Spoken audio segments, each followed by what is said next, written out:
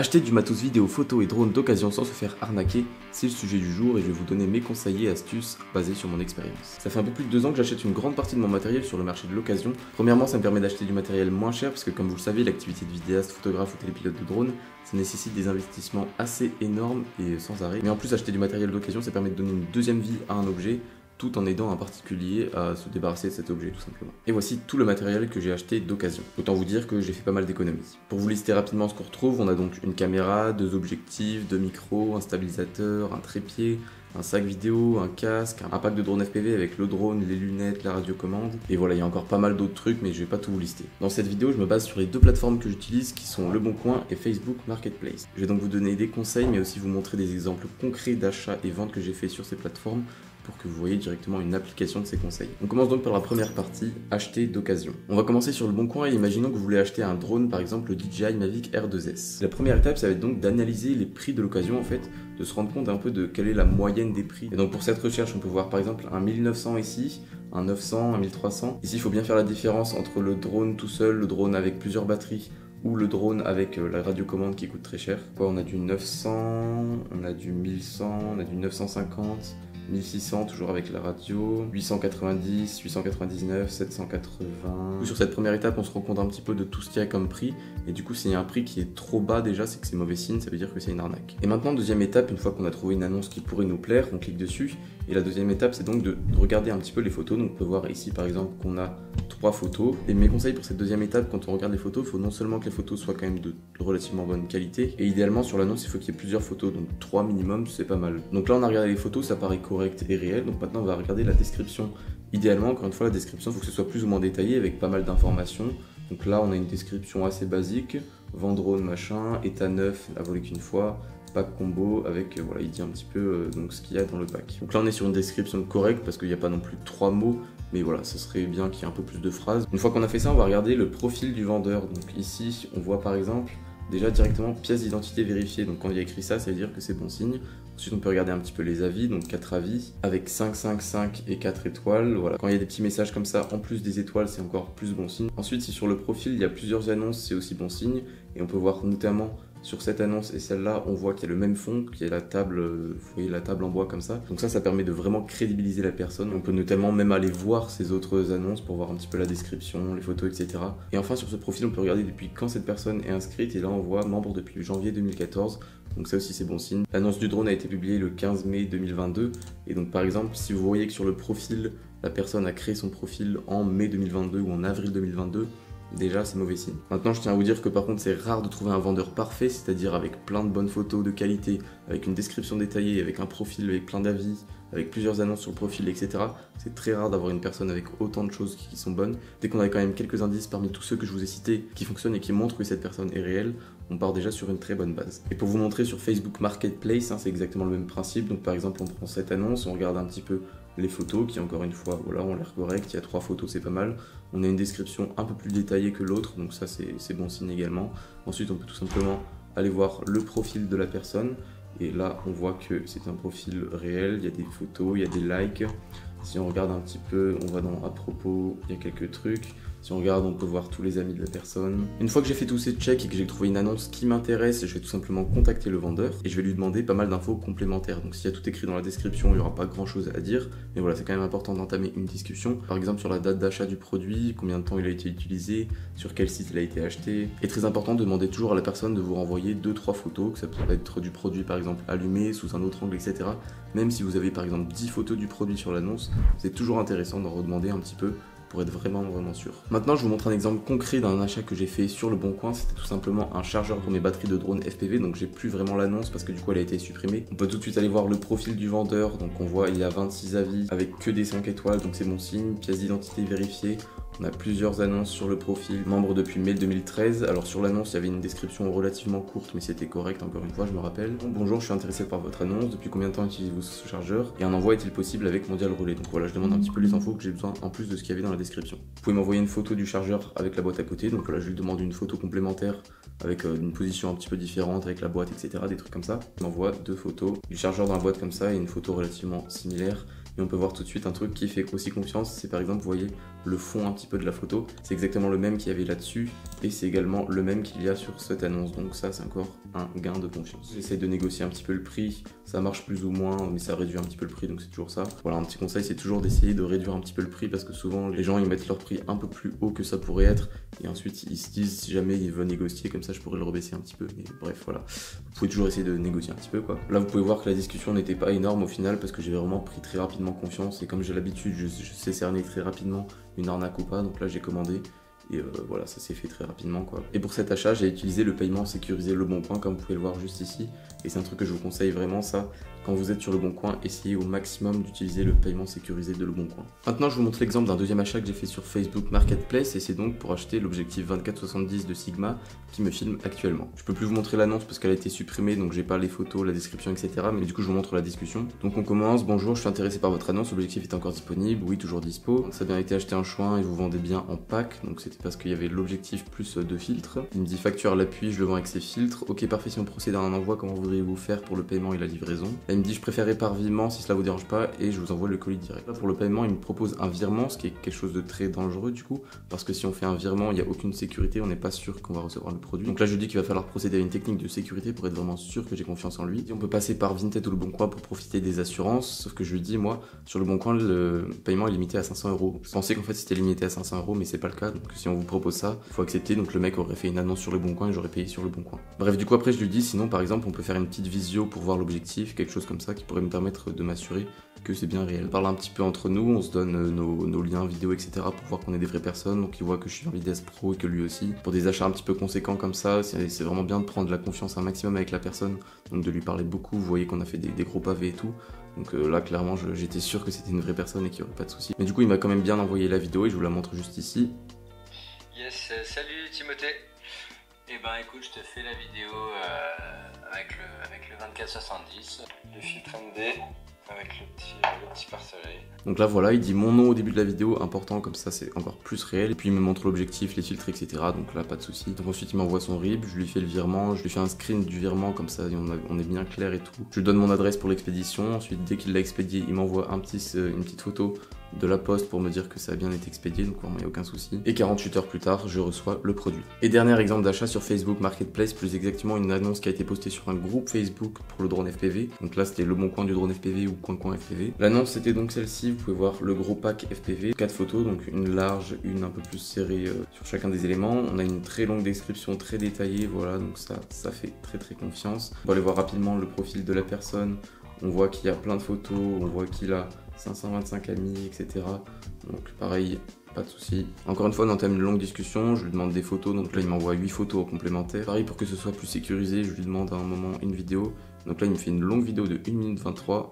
Du coup, pour ta vidéo, donc là c'est bien le masque, donc dedans tu as la batterie, le câble comme je t'ai montré en photo. Je vais enlever le son, mais du coup voilà, il me déroule chacun des produits qu'il y a dans le pack très exactement, il me les montre, il les touche, bref, etc. Tout est bon quoi, on peut pas y avoir de soucis, c'est genre impossible. Et encore une fois, il m'envoie son RIB, je lui fais un virement, il m'envoie bien la réception quand il l'a envoyé, le colis, etc. Avant de passer à la partie sur les arnaques, je remercie Zairo qui sponsorise cette vidéo. Si vous voulez créer votre propre site web facilement, rapidement et pour pas cher, Zairo est l'outil qu'il vous faut. C'est un constructeur de site web que je vous avais déjà présenté il y a quelques semaines. J'avais recréé mon portfolio en 2 heures en utilisant un template que j'ai modifié à ma sauce. Et moi qui connais bien le web, je vous assure que c'est ultra intuitif et simple d'utilisation. Mon ami vidéaste OnlyTanguy a d'ailleurs créé son site vitrine avec Zairo. Et pareil, il est très satisfait de l'interface et du rendu de son site qui est moderne et minimaliste. En fonction de vos besoins, vous avez des centaines de templates qui existent, que ce soit pour un site de photographie, un portfolio, un CV en ligne, un blog ou même un site de vente en ligne. Pour ceux qui ont un projet de e-commerce, quel que soit le produit, vous avez toutes les fonctionnalités nécessaires. Les prix sont très abordables, de 4 à 14 € par mois en fonction de l'abonnement sélectionné, sachant que vous avez actuellement une offre exclusive, donc avec une réduction assez énorme. Et en plus, avec mon code Timothée, vous pouvez obtenir 3 mois gratuits. Le lien sera dans la description et en cas d'hésitation, vous pouvez tester pendant 30 jours et être remboursé si ça vous plaît pas. Donc c'est clairement l'occasion d'essayer sans se ruiner. Et en parlant d'occasion, retour au sujet de la vidéo. On passe donc à la partie sur les arnaques et je vais vous montrer un exemple d'une arnaque par exemple sur une annonce de GoPro Hero 9. Bien sûr l'annonce a été supprimée donc je l'ai pas, mais en gros il y avait juste une photo déjà donc pas ouf et en plus d'une qualité moyenne. Il y avait genre une description avec 5 mots donc encore une fois pas ouf du tout. Après sur le profil de la personne on voyait membre depuis 2014, ça paraissait cohérent. Ensuite un avis, donc ça va, ça allait, en plus il y a un texte. Dès le départ avec cette première analyse j'étais pratiquement sûr que c'était une arnaque, mais j'ai quand même voulu tester exprès pour vous faire un exemple. Donc là je le contacte, bonjour je suis intéressé, pouvez-vous m'envoyer d'autres photos des éléments du pack? Et là il me répond comment voulez-vous procéder? Donc déjà ça part mal puisqu'il répond pas vraiment à ma question. Je lui dis on peut éventuellement se contacter sur Messenger ou Instagram, j'aurais besoin d'autres photos et j'ai besoin d'un envoi parce que j'habite en Auvergne. Il me répond l'argent se fera par Mondial Relais et le paiement par PayPal. Donc déjà encore une fois ça part mal parce que je lui ai dit est-ce qu'on pourrait se contacter sur un réseau social? Il me répond pas à cette question. Et ensuite il me dit paiement par PayPal, donc quand tu es sur Le Bon Coin, normalement tu le fais plutôt avec le paiement sur Le Bon Coin directement quoi. Mais pour aller plus loin, je lui dis quand même ok ça me convient, vous avez un compte Instagram? Il me dit non.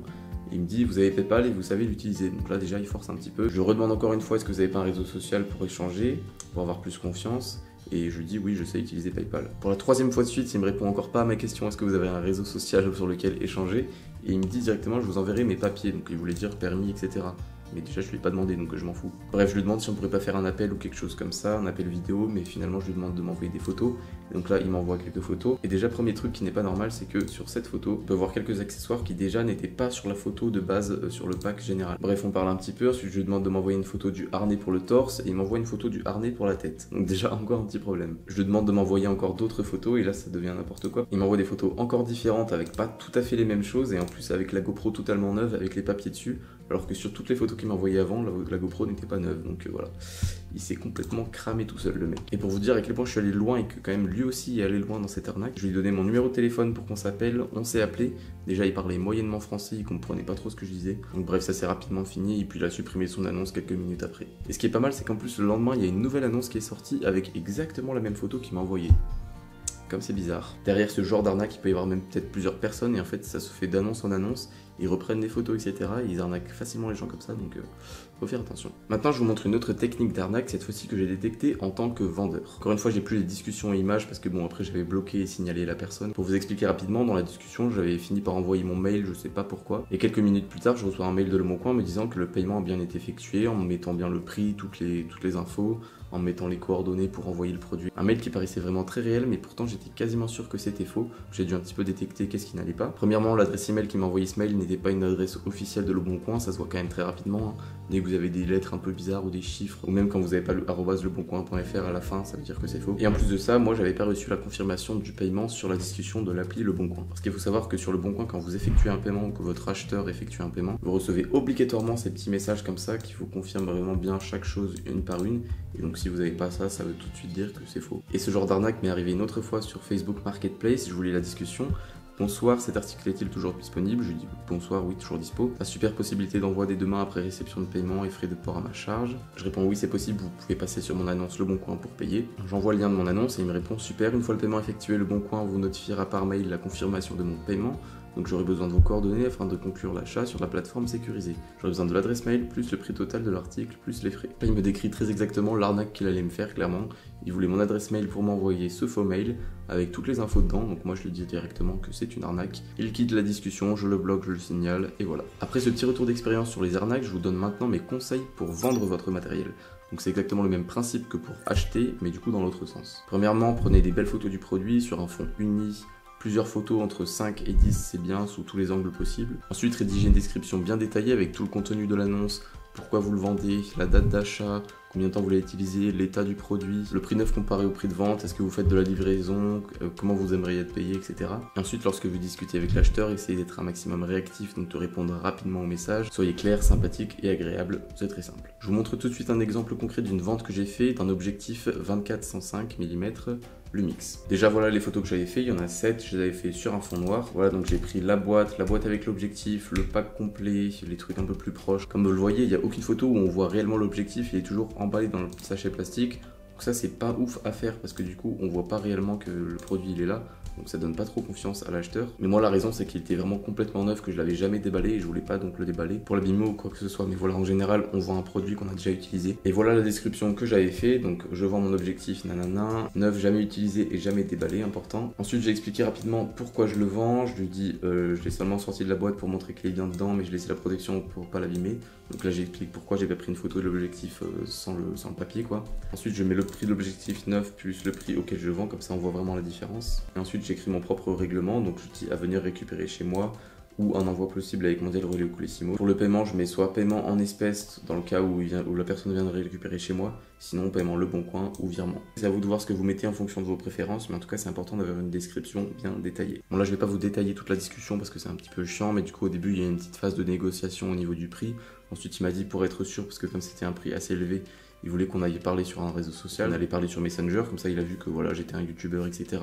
Donc il a vu que j'étais une personne de confiance. Ensuite il m'a demandé de faire une petite visio, donc on s'est appelé rapidement sur Messenger pendant 5 minutes. Je lui ai montré qui j'étais, donc on a parlé rapidement face à face pour voir qu'on était chacun des humains. Ensuite je lui ai montré la boîte, l'objectif à l'intérieur, etc. Et après avoir discuté sur Messenger, on est retourné sur Le Bon Coin pour effectuer le paiement. Donc je lui ai envoyé une offre parce que du coup le prix était inférieur à celui que j'avais mis. Donc ensuite il accepte l'offre, il fait le paiement, etc. Il paye les frais pour la livraison. Je vais sur le site de la poste, envoyer un colis, j'imprime le petit papier, etc. Je le mets dedans, je le colle sur le carton, je scotche bien correctement. Voilà, pareil important de bien emballer le carton correctement, mettre du papier bulle ou de la mousse pour que ce soit bien sécurisé dans le carton également, pour pas qu'il y ait de problème lors de la livraison. J'envoie le colis, ça arrive 3 jours plus tard chez lui, on se confirme bien qu'il a réceptionné, il confirme la réception sur Le Bon Coin et donc l'argent est transféré sur mon compte. Voilà pour cette partie vendre d'occasion. J'aurai bien sûr encore des discussions et des exemples à vous montrer. Et je pense que cette vidéo est déjà bien complète. J'espère que mes conseils vous aideront si vous faites des achats d'occasion. Bien sûr, je vous incite ni à acheter d'occasion, ni à utiliser mes techniques, je suis pas un expert ou quoi que ce soit. Ça me paraissait juste intéressant de vous partager mes techniques et mon expérience à ce sujet, parce que les arnaques ça peut vite arriver, et donc voilà, si je peux vous aider à ce niveau-là, c'est toujours cool. Merci d'être resté jusqu'au bout, moi j'en peux plus de parler, donc je vais enfin pouvoir manger mon petit paquet d'Haribo. Si vous êtes encore là, n'hésitez pas à écrire dans les commentaires Haribo pour que je le sache. Et sur ce, je vous dis ciao.